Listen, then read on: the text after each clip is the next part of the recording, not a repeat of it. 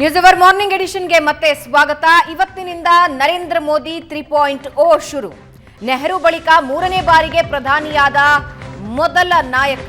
72 ಸದಸ್ಯ ಬಲದ ಸಬ್ಕಾ ಸಾಥ್ ಕ್ಯಾಬಿನೆಟ್ ರೆಡಿಯಾಗಿದೆ. 30 ಕ್ಯಾಬಿನೆಟ್ ದರ್ಜೆ, 5 ಸ್ವತಂತ್ರ ಖಾತೆ, 36 ರಾಜ್ಯ ಸಚಿವರು,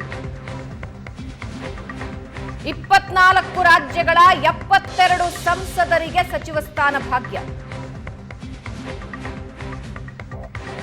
ರಾಜನಾಥ್ ಸಿಂಗ್, ಅಮಿತ್ ಶಾ, ನಿತಿನ್ ಗಡ್ಕರಿ, ಜೆಪಿ ನಡ್ಡಾ, ನಿರ್ಮಲಾ ಸೀತಾರಾಮನ್, ಜೈಶಂಕರ್, ಶಿವರಾಜ್ ಸಿಂಗ್ ಚೌಹಾಣ್, ಪಿಯೂಷ್ ಗೋಯಲ್ಗೆ ಮಂತ್ರಿ ಸ್ಥಾನ. 43 ನಾಯಕರಿಗೆ ಮೂರನೇ ಬಾರಿಗೆ ಮಂತ್ರಿ ಭಾಗ್ಯ.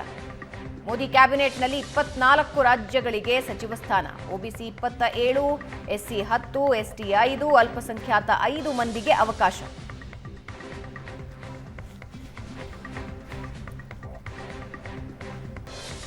ಪ್ರಶಾಂತ್, ಮೋದಿ ಕ್ಯಾಬಿನೆಟ್ ನೋಡಿದಾಗ ಏನನ್ನಿಸ್ತು? ಬಹಳ ನಿಶ್ಚಿತವಾಗಿ ನೋಡಿ, ಕಳೆದ ಬಾರಿ ಬರೀ BJP ಮಾತ್ರ ಸರ್ಕಾರ ರಚಿಸಿತ್ತು. NDA ಮಿತ್ರ ಪಕ್ಷಗಳಿಗೆ ಒಂದು ಮಿನಿಸ್ಟರ್ ಆಫ್ ಸ್ಟೇಟನ್ನು ಕೊಡಲಾಗಿತ್ತು.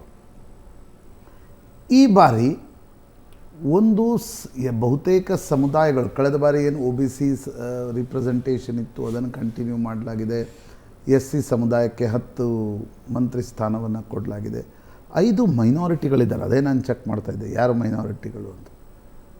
ಜಾರ್ಜ್ ಕುರಿಯನ್ ಮತ್ತು ಅಸ್ಸಾಂನಿಂದ ಒಬ್ಬ ಮಾಗರೀಟಾ ಅಂತಕ್ಕಂಥ ಒಬ್ಬ ಸಂಸದರಿಗೆ ಮಂತ್ರಿ ಶಪಥವನ್ನು ಕೊಡಲಾಗಿದೆ. ಕಿರಣ್ ರಿಜಿಜು ಮತ್ತು ಹರ್ದೀಪ್ ಸಿಂಗ್ ಪುರಿ ಇವರು ಕೂಡ ಅಂದರೆ 5 ಮೈನಾರಿಟಿಗಳಿದ್ದಾರೆ. ಮುಖ್ಯವಾಗಿ 30 ಕ್ಯಾಬಿನೆಟ್ ಸ್ಥಾನವನ್ನು ಸಂಪುಟ ದರ್ಜೆ, ಅದರಲ್ಲಿ ಚಿರಾಗ್ ಪಾಸ್ವಾನ್, ಜಿತೇನ್ ರಾಮ್ ಮಾಂಝಿ ಇಬ್ಬರು ದಲಿತರಿಗೂ ಕೂಡ ಮುಖ್ಯ ಸ್ಥಾನವನ್ನು ಕೊಡಲಾಗಿದೆ. ವೀರೇಂದ್ರ ಕುಮಾರ್ ಮಧ್ಯಪ್ರದೇಶದಿಂದ, ಅವ್ರಿಗೂ ಕೂಡ ದಲಿತ ಸಮುದಾಯದಿಂದ ಬರ್ತಾರೆ, ಅವ್ರಿಗೂ ಒಂದು ಸ್ಥಾನವನ್ನು ಕೊಡಲಾಗಿದೆ. ಬಹುಮುಖ್ಯವಾಗಿ ಒಂದು ಕಂಟಿನ್ಯೂಟಿಯನ್ನು ಮೋದಿ ಕ್ಯಾಬಿನೆಟ್ನಲ್ಲಿ ನೋಡ್ಬೋದು. 2014-19 ಇದ್ದ ಬಹುತೇಕ ಸಚಿವರು ಯಾರ್ಯಾರು ಲೋಕಸಭೆ ಗೆದ್ದಿದ್ದಾರೆ ಅವರು ಈ ಕ್ಯಾಬಿನೆಟ್ನಲ್ಲಿ ಕಂಟಿನ್ಯೂ ಆಗಿದ್ದಾರೆ. ಅಮಿತ್ ಶಾ ಫಸ್ಟ್ ಕ್ಯಾಬಿನೆಟ್ಟಲ್ಲಿರಲಿಲ್ಲ, ಸೆಕೆಂಡ್ ಕ್ಯಾಬಿನೆಟ್ನಲ್ಲಿದ್ದರು, ಮೂರನೇ ಕ್ಯಾಬಿನೆಟ್ನಲ್ಲಿ ಕಂಟಿನ್ಯೂ ಆಗಿದ್ದಾರೆ.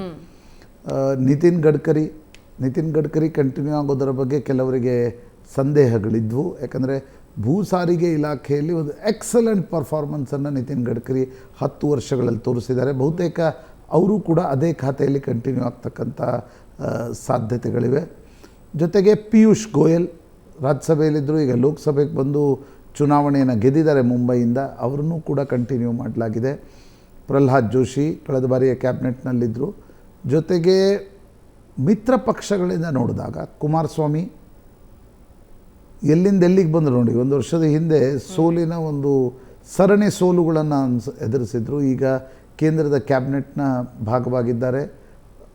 ಜೊತೆಗೆ ಜಿತೇನ್ ರಾಮ್ ಮಾಂಝಿ, ನಾನು ಆಗಲೇ ಹೇಳಿದಂತೆ ಹಿಂದೂಸ್ತಾನಿ ಆವಾಮ್ ಮೋರ್ಚಾದ ನಾಯಕ, ದಲಿತ ನಾಯಕ.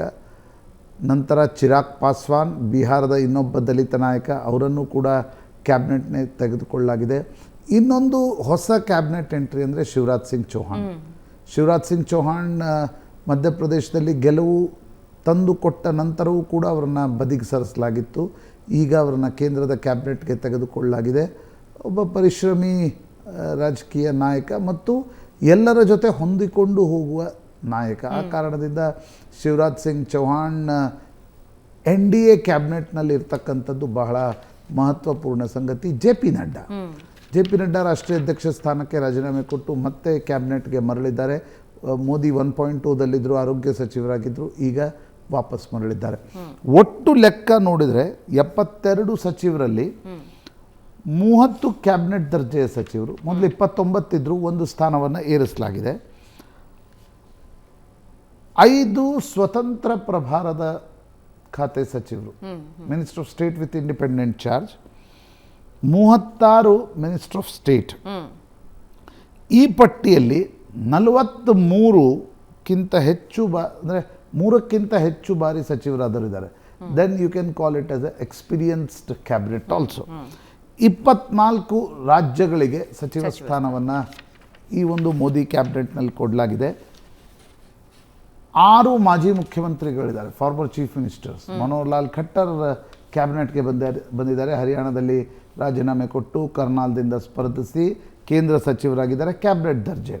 ಜೊತೆಗೆ ಸರ್ಬಾನಂದ್ ಸೋನ್ವಾಲ್, ಕುಮಾರಸ್ವಾಮಿ, ಶಿವರಾಜ್ ಸಿಂಗ್ ಚೌಹಾಣ್ ಇವರು ಕೂಡ ಕ್ಯಾಬಿನೆಟ್ಗೆ ಬಂದಿದ್ದಾರೆ. 5 ಕರ್ನಾಟಕದ ಬಿಡಿ, ನಾವು ಮತ್ತೆ ಚರ್ಚೆ ಮಾಡೋಣ. 13 ದಕ್ಷಿಣ ಭಾರತಕ್ಕೆ ಸಚಿವ ಸ್ಥಾನಗಳು ಸಿಕ್ಕಿವೆ. ಸೌತ್ ಇಂಡಿಯಾ BJPಯ ಎಕ್ಸ್ಪಾನ್ಷನ್ನ ದೃಷ್ಟಿಯಿಂದ ಬಹುಮುಖ್ಯ. ಒಂದು ಕರ್ನಾಟಕ ಅಂತೂ ಒಂದು ಆಲ್ಟರ್ನೇಟಿವ್ ಪಾರ್ಟಿಯಾಗಿ ಇದ್ದೇ ಇದೆ. ತೆಲಂಗಾಣದಲ್ಲಿ ಈ ಬಾರಿ BRS ಕೊಲ್ಯಾಪ್ಸ್ ಆಗಿ BJPಗೆ ಒಂದು ಅವಕಾಶ ಸಿಕ್ಕಿದೆ, ಅದು ಕೂಡ ಮುಖ್ಯ. ಆಂಧ್ರ, ತಮಿಳುನಾಡಿನಲ್ಲಿ ವೋಟ್ ಶೇರ್ ಜಾಸ್ತಿ ಆಗಿದೆ, ಕೇರಳದಲ್ಲಿ ಒಂದು ಎಡಿಷ್ನಲ್ ಸ್ಥಾನ ಸಿಕ್ಕಿದೆ. ಹೀಗೆ ಒಟ್ಟು 13 ಸ್ಥಾನ ದಕ್ಷಿಣ ಭಾರತಕ್ಕೆ ಸಿಕ್ಕಿದೆ. ಕೇರಳಕ್ಕೆ 1 ಅಲ್ಲ 2, ಸುರೇಶ್ ಗೋಪಿ ಮತ್ತು ಜಾರ್ಜ್ ಕುರಿಯನ್ ಅವರನ್ನು ರಾಜ್ಯಸಭೆಗೆ ತರಬೇಕು. ತಮಿಳುನಾಡಿನಲ್ಲಿ 1 ಸೀಟ್ ಬರದೇ ಇದ್ದರೂ ಕೂಡ ಮುರುಗನ್ಗೆ ಮಿನಿಸ್ಟರ್ ಆಫ್ ಸ್ಟೇಟ್ ಸ್ಥಾನಮಾನವನ್ನು ಕೊಡಲಾಗಿದೆ. ಮುರುಗನ್ ಮತ್ತು ಜಾರ್ಜ್ ಕುರಿಯನ್ರಿಗೆ ಮುಂದಿನ ದಿನಗಳಲ್ಲಿ ರಾಜ್ಯಸಭಾ ಸ್ಥಾನಗಳನ್ನು ಕೂಡ ಕೊಡಬೇಕು.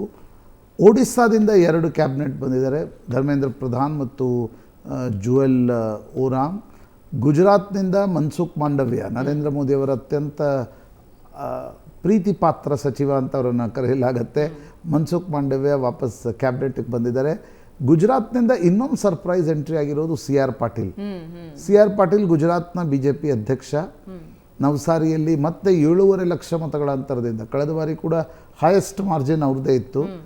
ಈ ಬಾರಿ 7.5 ಲಕ್ಷ ಮತಗಳಿಂದ ಮತ್ತೊಮ್ಮೆ CR ಪಾಟೀಲ್ ಗೆದ್ದಿದ್ದಾರೆ. ಅವರನ್ನು ಕೂಡ ಕ್ಯಾಬಿನೆಟ್ಗೆ ತೆಗೆದುಕೊಳ್ಳಲಾಗಿದೆ.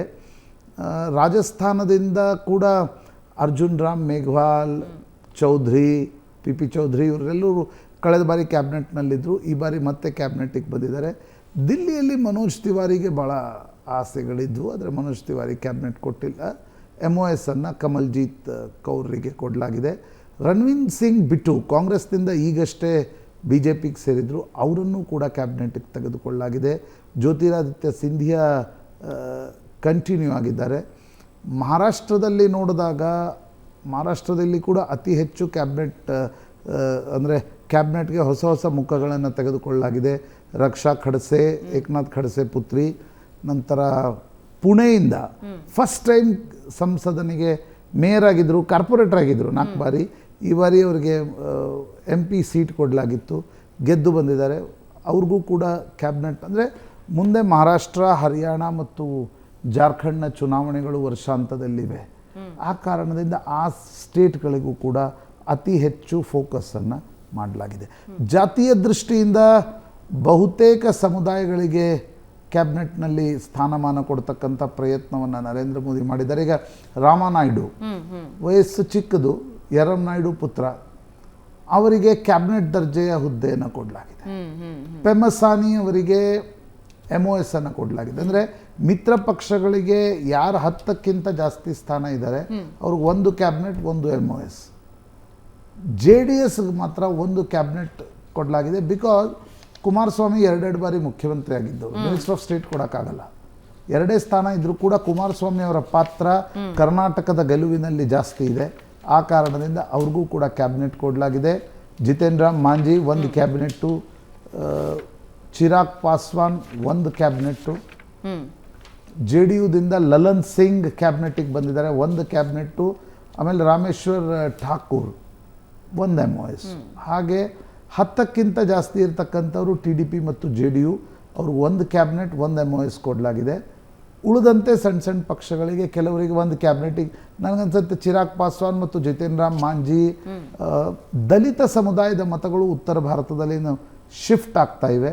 ಆ ಕಾರಣದಿಂದ ಚಿರಾಗ್ ಪಾಸ್ವಾನ್ ಮತ್ತು ಜಿತೇನ್ ರಾಮ್ ಮಾಂಜಿ ಇಬ್ಬರಿಗೂ ಕ್ಯಾಬಿನೆಟ್ ದರ್ಜೆಯ ಹುದ್ದೆಯನ್ನು ಕೊಡಲಾಗಿದೆ. ಈಗ NCP ಆರಂಭದಲ್ಲೇ ಇವಾಗ ಖ್ಯಾತಿ ತೆಗಿತಾ ಇದೆ ಅಂತಿದೆ ನೋಡಿ. NCP ಇರೋದು 1 ಲೋಕಸಭೆ, ಅದು ಸುನಿಲ್ ತತ್ಕರೆ ಗೆದ್ದಿದ್ದಾರೆ. 1 ರಾಜ್ಯಸಭೆ ಪ್ರಫುಲ್ ಪಟೇಲ್ ಇದ್ದಾರೆ. BJP ಹೇಳಿತ್ತು ನೀವು ಮಿನಿಸ್ಟರ್ ಆಫ್ ಸ್ಟೇಟನ್ನು ತೆಗೆದುಕೊಳ್ಳಿ ಅಂತ, ಅಂದರೆ ಒಂದೇ ಇರೋದ್ರಿಂದ. ಅಲ್ಲಿ ಪ್ರಫುಲ್ ಪಟೇಲ್ ಹೇಳ್ತಿದ್ದಾರೆ ಇಲ್ಲ ನಾನು UPAದಲ್ಲಿ ಕ್ಯಾಬಿನೆಟ್ ಆಗಿದ್ದೆ, ನಾನೇ ಹಂಗೆ ಮಿನಿಸ್ಟರ್ ಆಫ್ ಸ್ಟೇಟ್ ಆಗಲಿ ಅಂತ. ಸೊ ಸುನಿಲ್ ತತ್ಕರೆ ಅವರಿಗೆ MOS ಆಗಲಿಕ್ಕೆ ಇಷ್ಟ ಇದೆ, ಆದರೆ ಪ್ರಫುಲ್ ಪಟೇಲ್ ವಾಪಸ್ಸಲ್ಲಿ ಶರದ್ ಪವಾರ್ ಕಡೆ ಹೋಗ್ತಾರೋ ಅನ್ನುವ ಕಾರಣಕ್ಕೋಸ್ಕರ ಯಾವುದೇ ಹುದ್ದೆಯನ್ನು ತೆಗೆದುಕೊಳ್ಳದೇ ಇರುವ ನಿರ್ಣಯವನ್ನು ಅಜಿತ್ ದಾದಾ ಪವಾರ್ ಮಾಡಿದ್ದಾರೆ. ಬಟ್ ಅಜಿತ್ ದಾದಾ ಪವಾರ್ ತೆಗೆದುಕೊಂಡು ವೋಟ್ ನೋಡಿ ನೀವು, 3.5% ಓನ್ಲಿ. ಒಂದು ಸೀಟನ್ನು ಸುನಿಲ್ ತತ್ಕರೆ ಗೆದ್ದಿದ್ದಾರೆ. ಸ್ವತಃ ಅಜಿತ್ ದಾದಾ ಪವಾರ್ ಅವರ ಪತ್ನಿ ಚುನಾವಣೆಯನ್ನು ಗೆದ್ದಿಲ್ಲ. ಅಂದರೆ ಬಿ ಜೆ ಪಿ ಜೊತೆಗೆ ಅಜಿತ್ ದಾದಾ ಪವಾರ್ ಬಂದರು ಅಂತ ಬಿ ಜೆ ಪಿಗೂ ನಷ್ಟ ಆಯಿತು, ಅಜಿತ್ ದಾದಾ ಪವಾರ್ಗೂ ಹ್ಯೂಜ್ ಸೆಟ್ ಬ್ಯಾಕ್ ಆಗಿದೆ. ಹೌದು. ಸ್ವತಃ ಸುಪ್ರಿಯಾ ಸುಳೆ ವಿರುದ್ಧ ಅಜಿತ್ ದಾದಾ ಪವಾರ್ ಅವರ ಪತ್ನಿ ಸುನೇತ್ರಾ ಪವಾರ್ ಚುನಾವಣೆಯನ್ನು ಗೆಲ್ಲಲಿಕ್ಕೆ ಸಾಧ್ಯ ಆಗಿಲ್ಲ. ಈಗ ನನಗನ್ಸುತ್ತೆ NCP ಮಿನಿಸ್ಟರ್ ಆಫ್ ಸ್ಟೇಟನ್ನು ಆಫರ್ ಮಾಡಲಾಗಿತ್ತು, ಪ್ರಫುಲ್ ಪಟೇಲ್ ಅದನ್ನು ನಿರಾಕರಿಸಿದರು. ಆ ಕಾರಣದಿಂದ ಮತ್ತು ಸ್ವಲ್ಪ ಸುನಿಲ್ ತತ್ಕರೆಯನ್ನು ತರಬೇಕಾ, ಪ್ರಫುಲ್ ಪಟೇಲನ್ನು ತರಬೇಕಾ ಅಂತಕ್ಕಂಥದ್ರ ಬಗ್ಗೆ ಸ್ವಲ್ಪ ಗೊಂದಲ ಗಲಾಟೆ ಕೂಡ ಅಜಿತ್ ದಾದಾ ಪವಾರ್ ಅವರ ಪಾರ್ಟಿಯಲ್ಲಿದೆ. ನೋಡೋಣ ಏನಾಗುತ್ತೆ ಅಂತ. ಒಂದು ಚಿಕ್ಕ ಬ್ರೇಕ್ ವೀಕ್ಷಕರೇ, ಬ್ರೇಕ್ ನಂತರ ಮತ್ತಷ್ಟು ಸುದ್ದಿ.